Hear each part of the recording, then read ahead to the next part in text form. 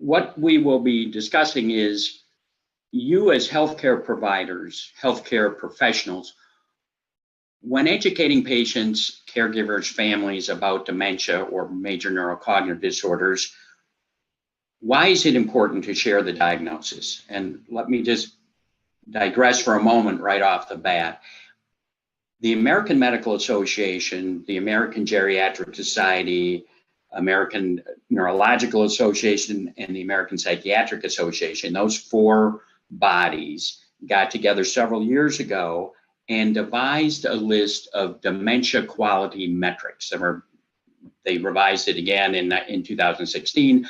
There are 9 things on the list. At the top of the list is sharing the diagnosis. So how do you do that? It's recognized, it's important. How do you do that? How do you empower the patient, caregiver, family to manage dementia? And how do you best utilize the care team to manage dementia? So as noted, I work in a GREC. GREC stands for Geriatric Research, Education, and Clinical Centers.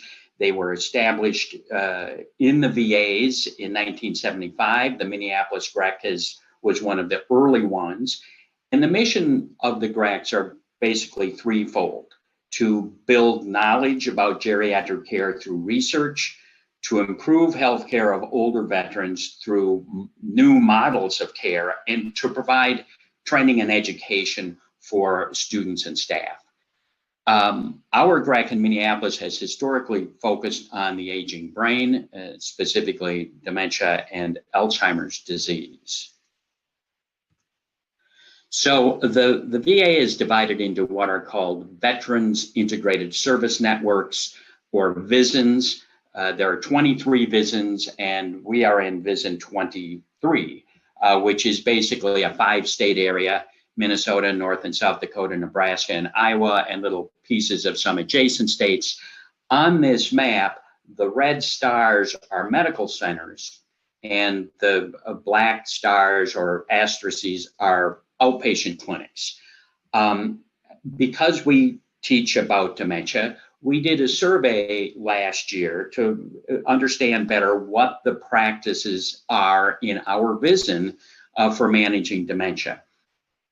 So we constructed the survey, and then I believe it was mostly funneled through the medical centers and then on to outpatient clinics. But honestly, I think we expected to see maybe a few dozen responses. But in fact, we got several hundred responses. 445 people responded. Now, I'm going to present some data. It has not been published. It's not a scientific survey. But as I said, we were surprised at the number of people that responded. And there were, to my knowledge, there were no rewards for responding, no penalties if you didn't respond. People got emails that said, please take this dementia survey. So it's likely a self-selected group of providers that have an interest in dementia. Most of them were in an outpatient setting. Almost 75%. And it was, the respondents were basically about a third were either physicians or advanced practice providers, about a third were nurses, and about a third were other disciplines like psychology, social work, physical and occupational therapy. So I'm just going to review some of the major questions that we asked. I'm not going to get into detail in the survey. But one is delivering a new diagnosis. So the question was worded just like this: for a veteran with a new diagnosis of Alzheimer's/dementia in the past year, in what ways have you or the providers you work with delivered the diagnosis? So you don't necessarily have to have done it, but just someone you work with, are you aware of them doing it? So the options are to tell a patient and any family member with him or her that he has Alzheimer's disease, call or tell a family member that the patient has Alzheimer's disease, but don't tell the patient, tell the patient and or family only that he has memory loss that could progress, tell the patient and or family that he has dementia, but don't label it Alzheimer's disease, or hold a family meeting to discuss the diagnosis. Now, you might select all of these if you're aware that these are different people you work with do things in different ways. What we found in the first set of bars on the left, it says PACT. That stands for Patient Aligned Care Team. This is a primary care providers team. About a third of people were aware of someone they work with having a family meeting. That's the blue bar in all of the four graphs. So about a third in primary care clinic, maybe a little bit more in specialty outpatient clinics, up to a little over 40%, about 35% in other settings. More often, patients were told that they have either Alzheimer's disease, the orange bar, dementia, or memory loss that could progress. And this would be telling the patient and whoever happened to be with the patient in the clinic. So family meetings were not common. Telling the diagnosis was common. And fortunately, I think that this idea of you tell the family of the diagnosis, but not the patient, that was very rare. So that kind of paternalistic idea that it's best not to tell the patient, people don't recognize that or endorse that anymore.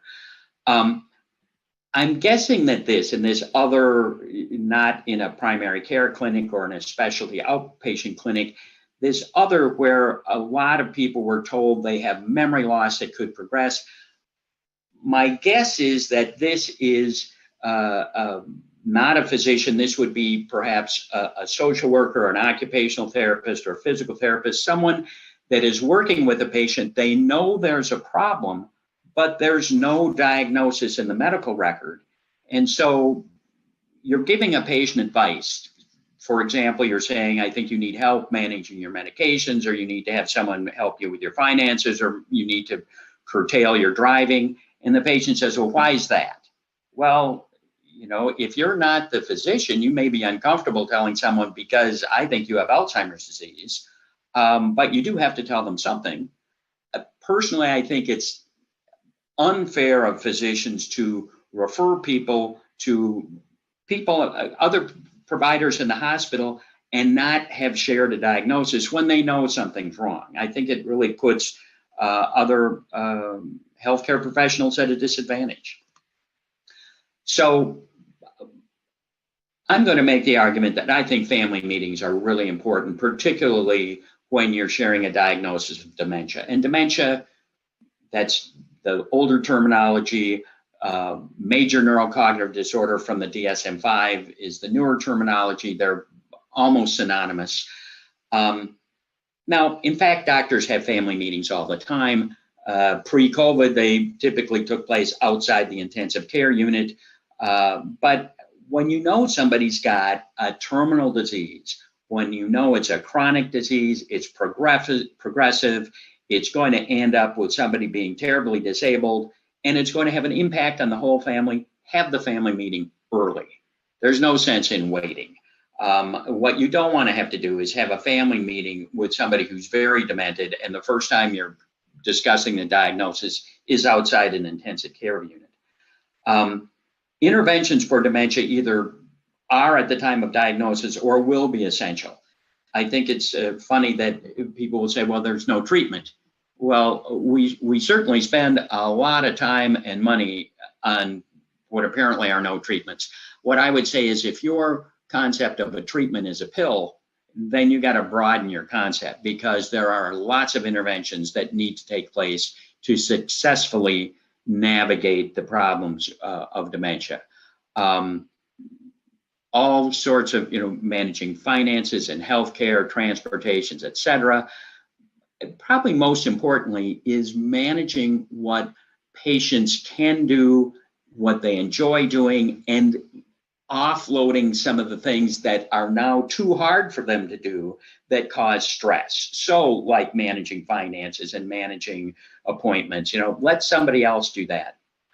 For those of us that do a lot of dementia care, I think we would all agree that the family meeting is the single most important intervention we have. What I would suggest is if you see somebody in a clinical setting and you're concerned that they may have dementia, that you order whatever tests you think are necessary, and then tell the patient and who's ever with them, I'm labeling a caregiver, but tell the patient and family member that you'd like to review the results with them and the family. So you're not doing it twice.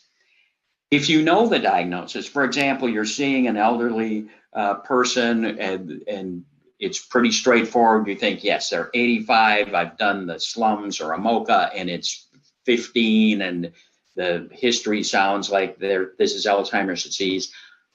Make the diagnosis, share it, and then say, tell your family that you met with the doctor, you met with, your providers, and you've been given a diagnosis of Alzheimer's disease, and ask them if they would join you in a family meeting.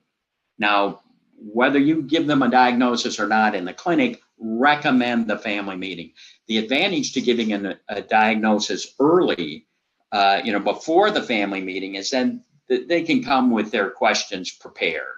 And sometimes it's less of a shock, but it gives them a chance to, okay, the doctor said Alzheimer's disease, what does that mean? And I'm going to be ready. What I would recommend strongly, don't make a patient responsible for sharing that diagnosis. This is a person with dementia. You can't do that, but also don't make the one other person that's with them in clinic responsible for sharing this diagnosis with the rest of the family. Sometimes that person is, they don't necessarily have a good relationship with the rest of the family. And there are all sorts of issues that it's just not, it's not fair to the person that's with the patient. Also, I've been doing this for a long time. You cannot anticipate what questions are going to be. And you can't expect, for example, an elderly spouse to be able to answer questions that come from other family members. But the bottom line, it's not their job to explain a challenging, difficult diagnosis. That's your job.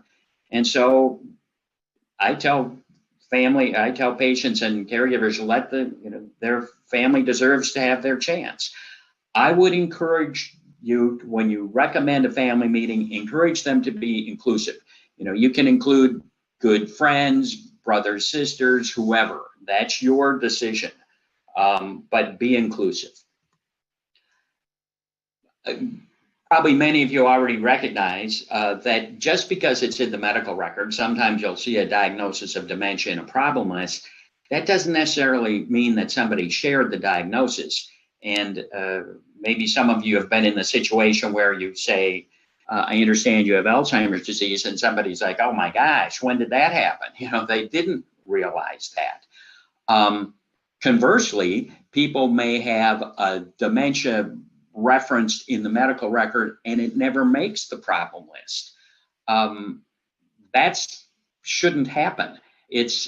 But I've been reviewing consults for a long time, and it's, I'll review the medical record, and somebody's in the emergency room, 85-year-old man with dementia presents with, and there's no record of how that diagnosis was ever made.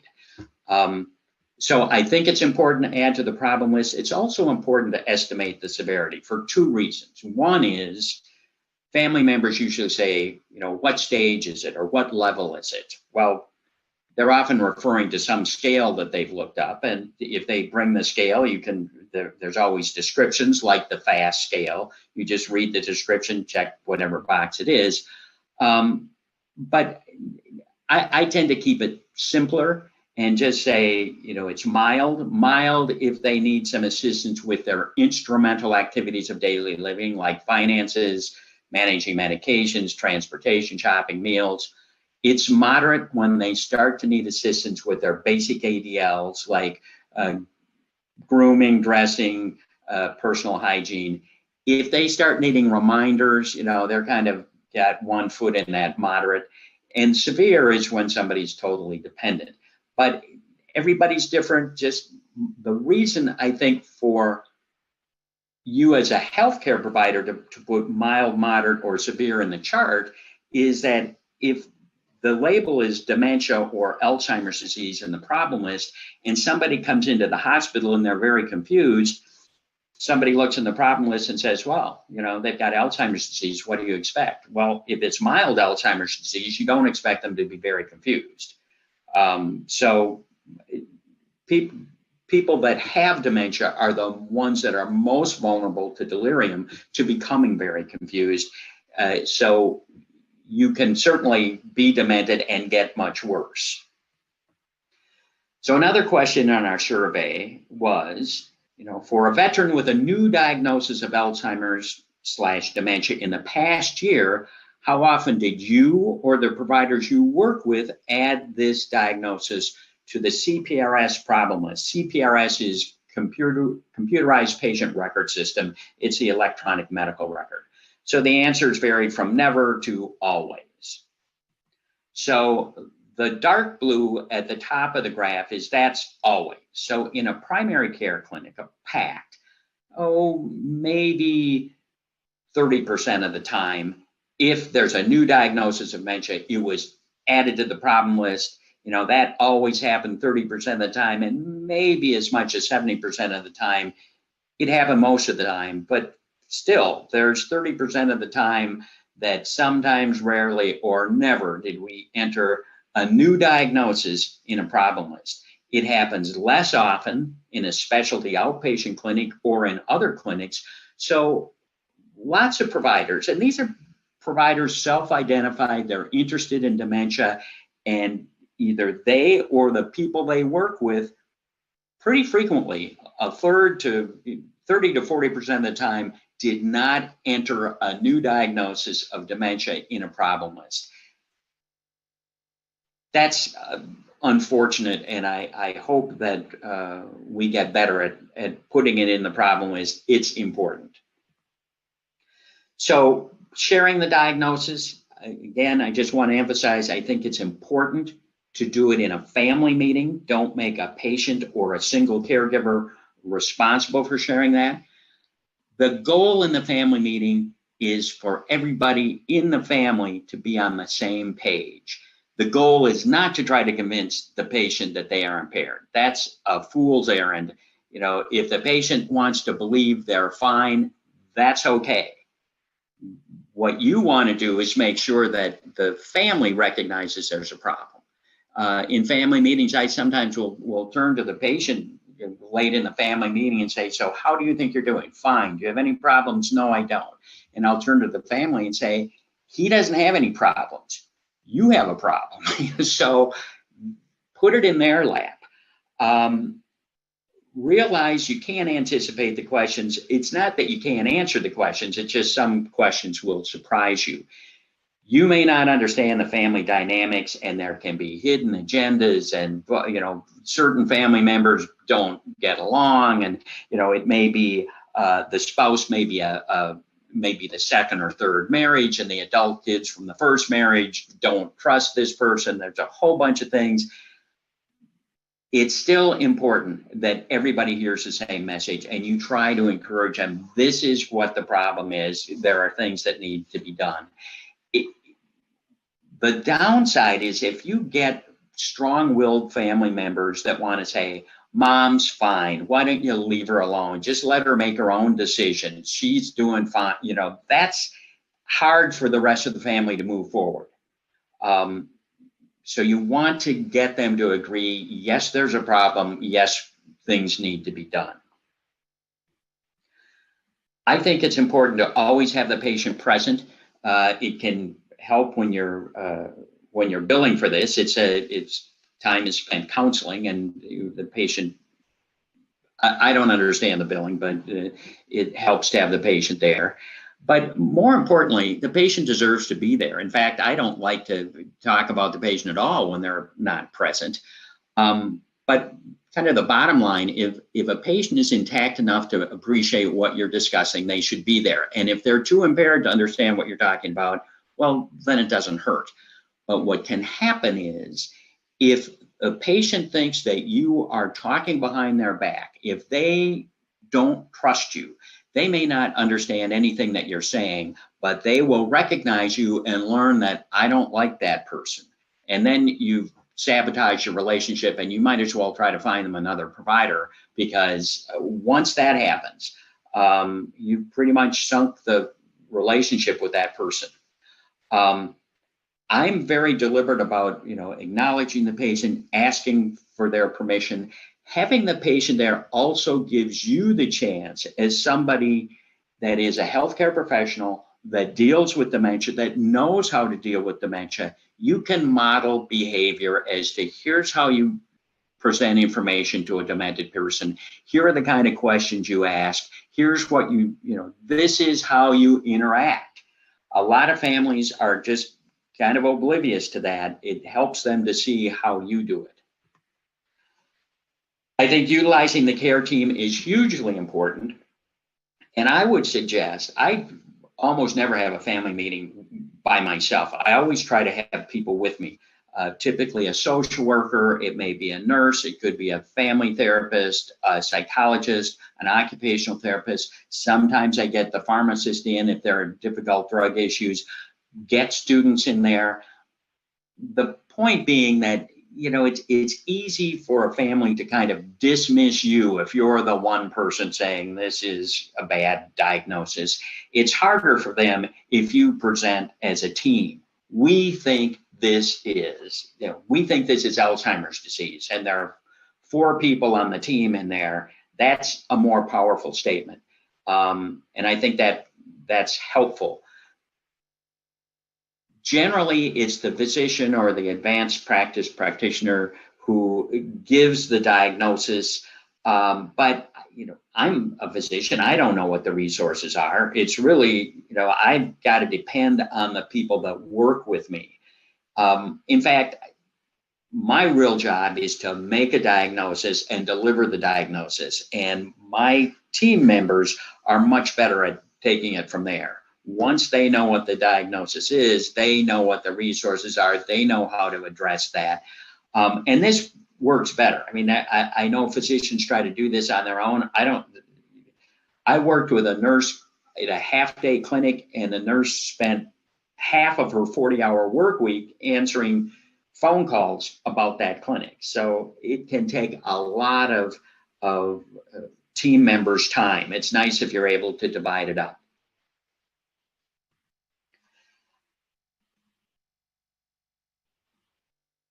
When I start the family meeting, after everybody makes introductions and we got to learn who's who, I think it's important to again turn first to the patient, kind of acknowledge them. Mr. Jones, I met you 3 weeks ago. I met you, and we talked about, we learned a little bit about your concerns. What I'd like to do is review with your family what I learned about you at that meeting. Is that okay? And yeah, they're fine with that.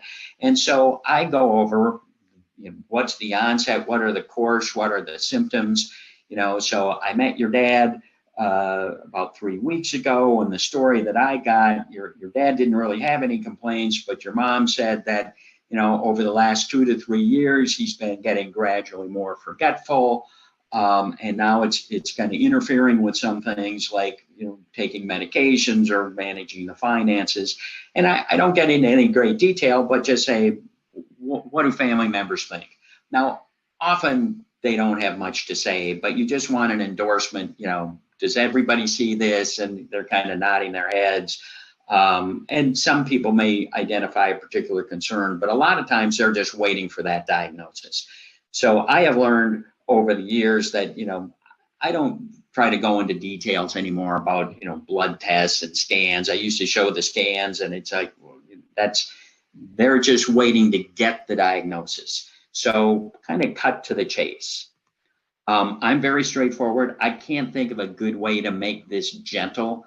It's like giving a cancer diagnosis. It's not good news. And beating around the bush is just making it torture. Understand that most patients don't have a very sophisticated knowledge of dementia. The most common question is, what's the difference between Alzheimer's disease and dementia?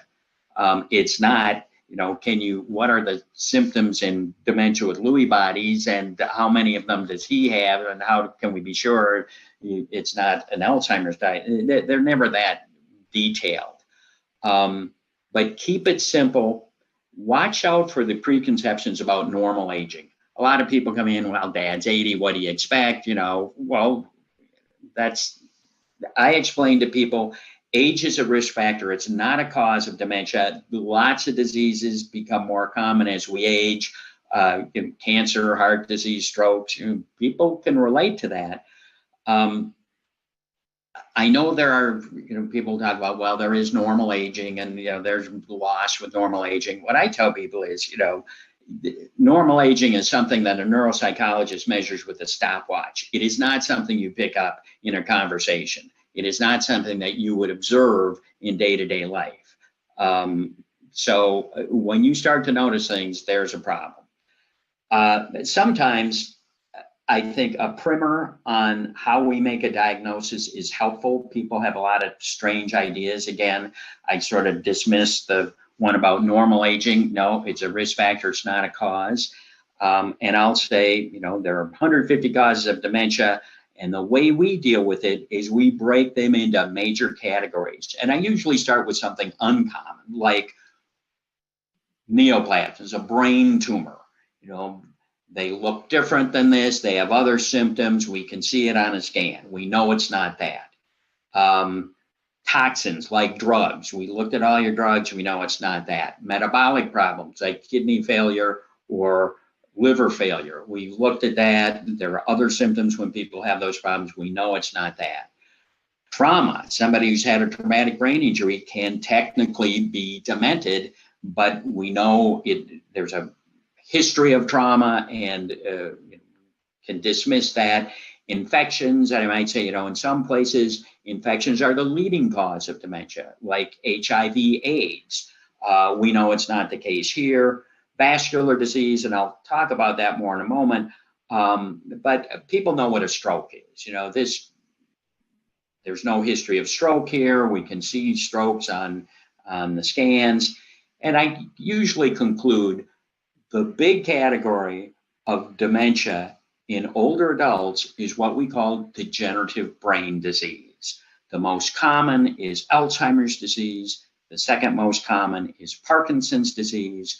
There are many others that are less common. The way we tell them apart is what part of the brain is most affected. So for example, in Alzheimer's disease, the memory centers are most affected. In Parkinson's disease, it's more the motor centers that are affected. But what all of the degenerative brain disease share in common is that they start slowly and they progress slowly. Now, this is a slide that just looks at, is an autopsy series from the Mayo Clinic looking at Olmsted County. This is from 20 years ago. I think that these are mostly people that died, prior to 2000. So most people that died with a dementia diagnosis had Alzheimer's disease. And then a significant number in the purple had Alzheimer's plus cerebrovascular disease or Alzheimer's plus Lewy body.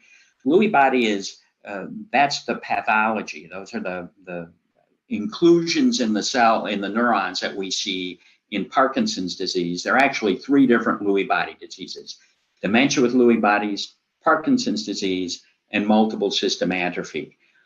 They all overlap and they're all have the same basic pathology, just a little bit different places in the brain, but it's common. So for example, people with dementia with Lewy bodies have more dementia, maybe less motor symptoms than typical Parkinson's. People with multiple system atrophy have more autonomic problems like constipation or orthostatic hypotension. But it's very common to see a person, particularly an older adult with Parkinson's disease who is also demented, also has constipation, also has orthostatic hypotension. So they look like they've got all 3.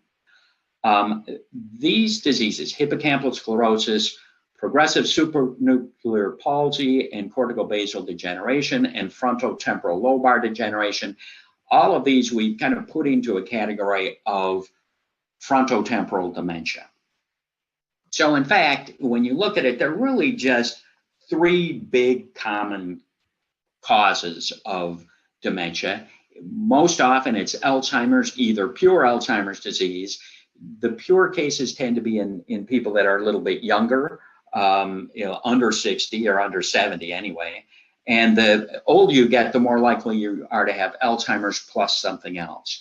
But overall, about 75% of cases, or 2/3 to 3/4 of cases of dementia, have a significant element of Alzheimer's disease. Cerebrovascular disease, actually a very common cause of dementia, usually seen in a neurology clinic and usually the product of a major stroke. So for example, somebody has a big stroke, now they have aphasia. Aphasia, typically the newer criteria from DSM-5 says a major neurocognitive disorder, you just have to have one area of cognition that's affected. If it's severe enough that it interferes with your function, it qualifies as a major neurocognitive disorder. So a bad language problem, an aphasia, could qualify, as could problems, visuospatial problems or executive problems. We don't typically label that as dementia. We say that's the sequelae of a stroke. So this is a stroke residual. With Lewy body disease, this is, Parkinson's, very common in a neurology clinic.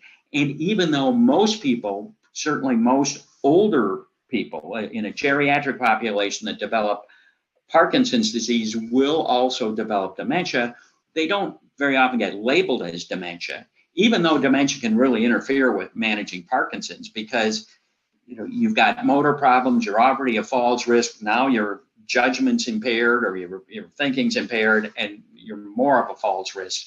But we don't typically put them in that category. But those are the big categories. Most people have some element of Alzheimer's disease. The pure vascular disease and the pure Lewy body diseases are usually managed in a neurology clinic and have other symptoms. The reason that I'm concerned about the label of vascular cognitive impairment, I've reviewed hundreds of consults over the years, and we always ask for a clinical impression. What do you think? And they will so often say, vascular, if not vascular cognitive impairment, multi-infarct dementia, or something relating to vascular disease. Even though, as we saw on the previous slide, the vast majority of people with dementia have Alzheimer's disease, not vascular disease. So, and they say that because, people have vascular risk factors. I work in the VA. I take care of older men with medical problems. There are 2 people in the whole VA that don't have vascular risk factors. That's perhaps an exaggeration, but everybody has vascular risk factors. That's not the reason to diagnose this. And the scans are not always that useful. If you have a lot of white matter changes in your scans and you're middle-aged, maybe in your 50s or early 60s, that's not normal. If you're over 80, it's as common as wrinkles. It just does not correlate very well. But also, we say vascular disease like, we can manage vascular disease. That's sort of true. What neurologists see all the time is people have bad strokes and make remarkable recoveries. If you can't recover from your stroke, you've got a lot of damaged brain. You've got a sick vascular tree, and you've got a bad prognosis. It's like having heart failure that you can't compensate. That's a bad prognosis. If you have brain failure due to vascular disease that your brain can't overcome, you're going to have a bad stroke or other bad vascular outcome in the not too distant future. But more importantly, you give people this idea that this is vascular disease, you're pointing them in the wrong direction.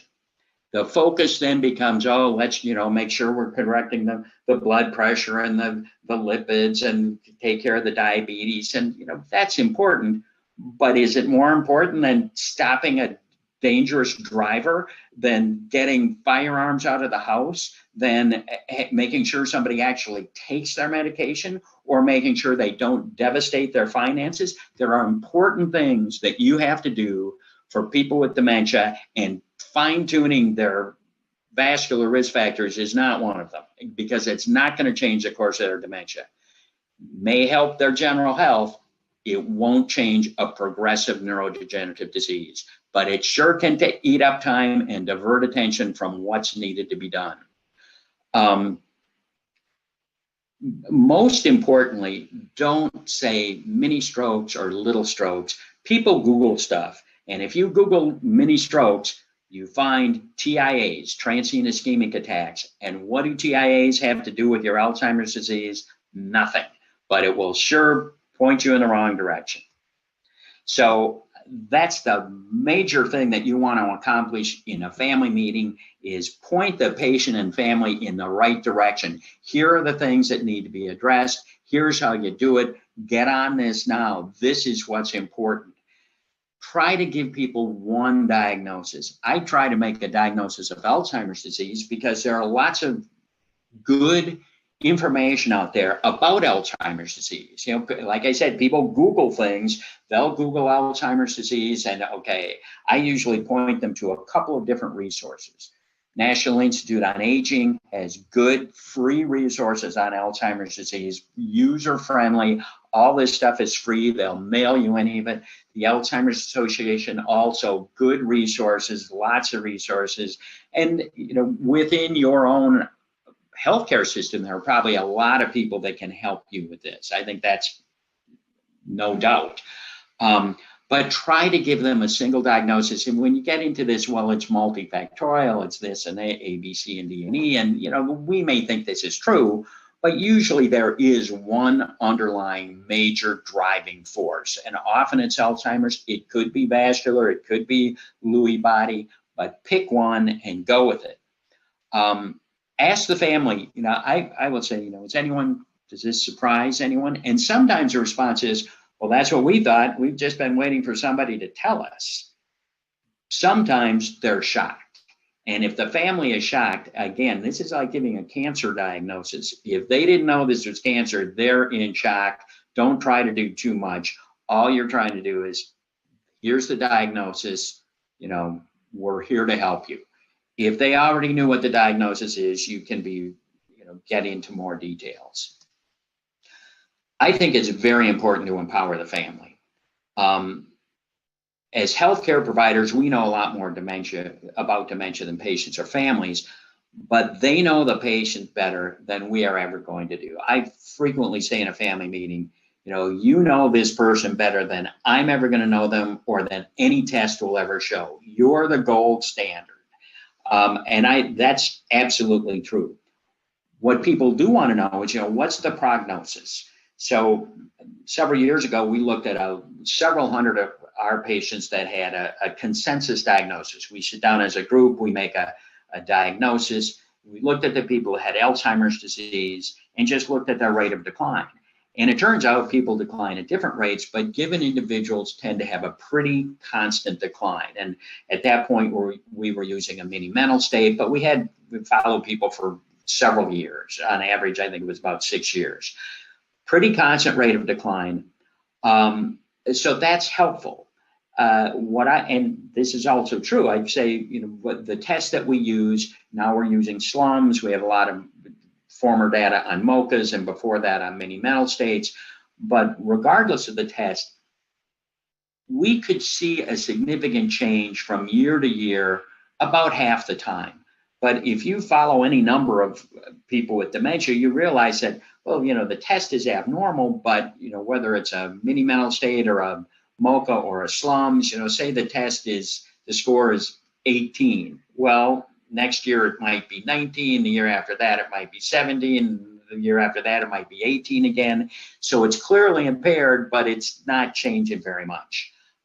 That's because dementias tend to be a very indolent disease. They progress slowly.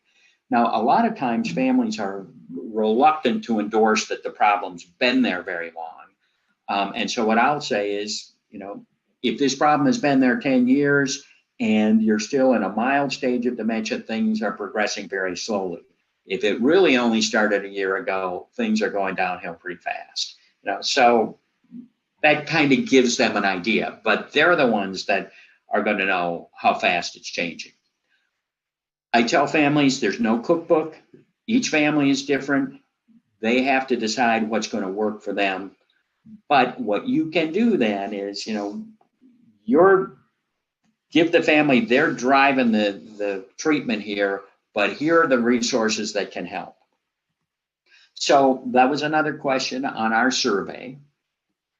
And this was directed at primary care providers, but lots of people answered. For primary care, PACT, outpatient clinicians, remember the PACT is the patient aligned care team. For primary care PACT outpatient clinicians, which of the following services have you or your team used in the past year for the diagnosis and or management of neurocognitive disorder / dementia in older veterans? Now, the VA actually has a lot of resources. This is the ones we picked off. And for people like me that deal a lot with dementia, except for that first one that says not applicable, I could check every one of these boxes in the past year easily. General neurology, I run a dementia clinic. Geropsychiatry, I work closely with them. Neuropsychology, I work closely with them and other mental health providers. Social workers, occupational therapists, speech language pathology, home-based primary care, pharmacy, nursing, all of these people, actually probably on a weekly basis, not just in the past year. What were the responses? Well, it's kind of disappointing. In the primary care, the PACT, the graph to the far left, neuropsychology was the service that was most often used. I understand, I think neuropsychology is more available in the VA than it generally is in the community, but still, you know, less than 60% for a new or ongoing management of dementia. Social work, less than 50%. Now, my attitude is that if you're being followed in a healthcare system, no matter who you are, you should have a social worker interview you and document a social history. That should be everybody. But certainly anybody with dementia needs that. And the idea that it's less than 50% of people in primary care are asked to see a social worker when they have a dementia diagnosis, that should be 100%. Going to neurology, that's, about 45%. So most of these people apparently in primary care are not, between neuropsychology and neurology, probably half of people are being seen. And then everything else is pretty infrequent, maybe about a third of the time. And apparently if you send somebody to a specialty outpatient clinic like neurology, if we look at the next set of bars, well, now that's pretty infrequent that they're ever going to send you to anybody else. But all of these people, the neuropsychologist, social worker, mental health providers, all of these people play an important role in helping families manage dementia.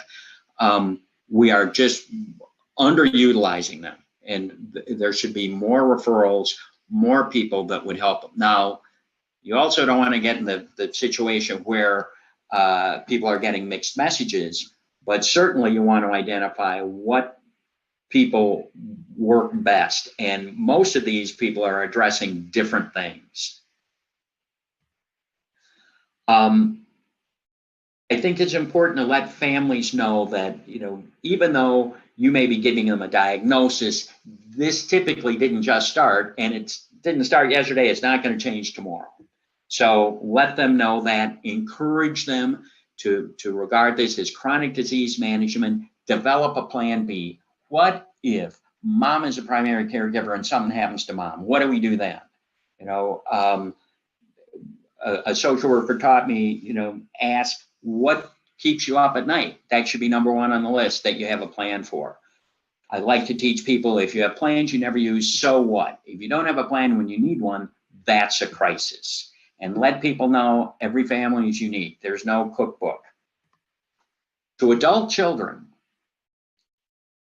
I tell them that you're in a family meeting, that they're very inclined to say, Mom or Dad, call me if you need me. We're having a family meeting because they need you now. That's why you're here. Don't wait to be called, and moms are like, oh, they're so busy, I don't want to bother them. They make it to every soccer game. They can make it here. This is important. Put it on your list. Put it in your schedule. And that call me if you need me, geez, the caregiver, geez, I don't want to bother him. I don't want to bother him. Oh, I need to bother him. And so mom feels terrible about making the call, and you see the phone ring and you, oh, geez, now what happened? That's not a healthy way to do it. Have regular scheduled things. I tell mom, you're having a bad day, and if tomorrow and the next day and the next day looks the same, that looks pretty bleak. But if you're having a bad day and you know your daughter's going to be there in the morning or your son's going to be there in the afternoon, you can make it. It makes a big difference. Develop a plan. This is a slow-moving disease. Decide, okay, dad's safe living here. We're going to keep him here. So-and-so is going to join him in the medical appointment. So-and-so is going to do the finances, and we're going to let him still drive, and we're going to keep an eye on that. And then here's your plan. Visit it 6 months later, a year later, have family meetings. You don't need me there. Just have a family meeting and discuss, what are we doing? What's the next step? And don't second guess it every day. Here's the plan for the next 6 months, okay? I tell adult children, be able to look at your mom or your dad in the eye and say, don't worry, we've got it covered. We thought of that, we have it covered. And demented people, as I tell them, your dad may be forgetful, but he still knows when you're lying. So when you look at him and say, we got it covered, you better be honest. So I think make it their problem. It is going to be their problem regardless. Identify a family member that's going to be with the patient at every healthcare visit. That's the kind of medical person. Somebody else could be in charge of finances, somebody else in charge of shopping. Maybe somebody's doing the home repairs, someone's doing the meals, someone's arranging transportation. Out of town relatives can do a lot of things online, like looking at alternative abodes, whether it's assisted living or long-term care. Let them do things. Most people want to help, but they don't know how to help. Sometimes it's hard to talk a caregiver into relinquishing what they do, but it's important. Also let families know. A lot of times families think that somebody is depressed because they just sit and watch TV, and I tell them I tell them to get out, It's not okay to just say, Dad, it's a beautiful day. Why don't you go fishing? Because there's 100 steps involved. That's why he doesn't go fishing. Why don't you say, Dad, it's a beautiful day. I'm taking you fishing. That's the way you have to do it. Be the activity coordinator. You do the planning. That's what's hard to do if you're demented. After the meeting, and at your follow-up visits, have kind of a checklist. What was the main issues last time? If it was medication adherence, who's doing that? If it's finances, home safety, whatever it is. Socialization, a big part of that. The default is, what are you doing today? I'm fine. I'm going to sit here and watch TV. It's the easiest thing to do. There are a lot of things that surprise me still in a family meeting. Sometimes who shows up? A patient or a family member, nobody is really available. They can't, nobody, and a dozen people show up. And the other side of the coin is, the patient shows up for a family meeting by themselves. So fortunately, that doesn't happen very often, but it can happen. Perceptions of impairment by families can really surprise you. Some family members clearly identify a problem, even when testing is normal, which is, they know something's wrong, even though the neuropsych testing looks good. Some families are oblivious to obvious problems. It's remarkable. Somebody is clearly impaired and the family can sit there and think everything is fine. And it doesn't correlate with level of education or socioeconomics, as far as I can tell. Some of the people that are most oblivious are physicians, and sometimes people with 8th grade education spot problems before any test will show it. The perception of what is going on may change in a family meeting, because it turns out that the patient and the caregiver that was with them aren't really very good historians, and so things can change. Be aware of that, and that's why it's important to review. Here's what I learned. Is there anything you'd like to add? So just be aware of that. Some people claim an understanding of dementia. Oh yes, Alzheimer's. Would you like me to explain it? No, I know about it. And I think some of these people probably Googled it half hour before the family meeting and think they're experts. Be aware that dementia is often perceived as more benign than Alzheimer's, even though Alzheimer's may be about the most benign course of dementia that there is. And it typically lasts for years and years, unlike a brain tumor or unlike some infections that can be like a Creutzfeldt-Jakob disease that goes downhill in months. Alzheimer's is sometimes assumed to be associated with violent behavior. It's like, well, he doesn't have Alzheimer's, he hasn't been violent, but I guess we're waiting for it now. Well, no. What I tell people is usually people get frustrated and angry because they're being asked to do too much. They're responsible for things that are just beyond their abilities. That's what makes people frustrated and angry. So you've got to take over those things. Some people have this concept of normal aging. Well, dad's 80, what do you expect? Mom's 80, does she have memory impairment? No, well, she doesn't. Okay, do you not see that this doesn't make sense if dad's normal and mom's normal, but dad's impaired? And that people don't recognize that. I don't understand it.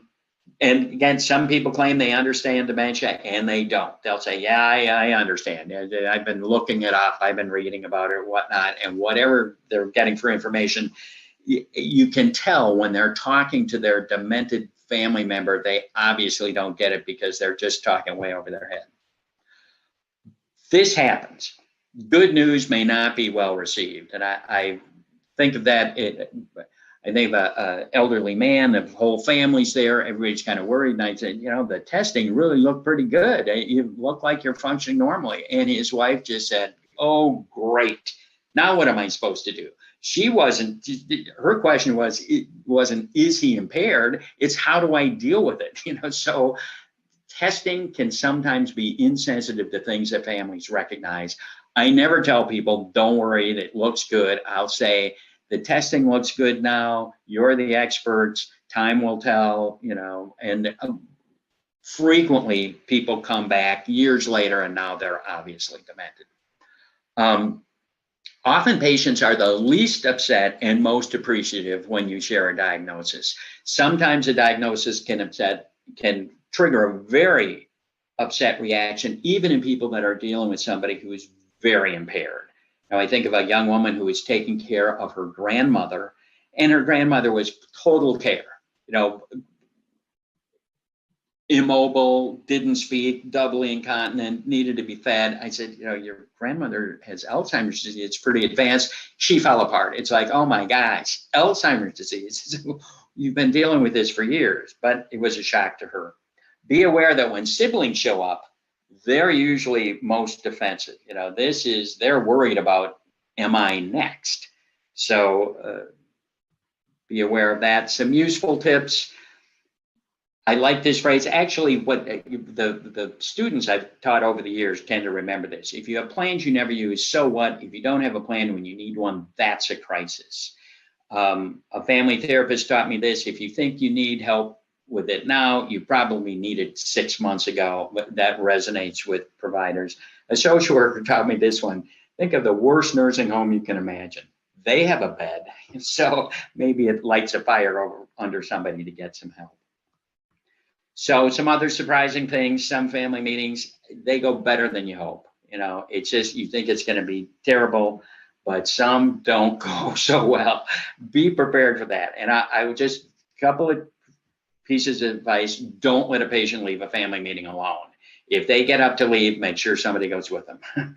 And don't let families stay in a meeting room. If it's in your clinic, don't let them stay in a meeting room after you've said, okay, the family meeting's over, you can stay in the room. Mistake. You don't want that to happen. You go into healthcare to make a difference. A family meeting does that. So I hope you do them, and good luck.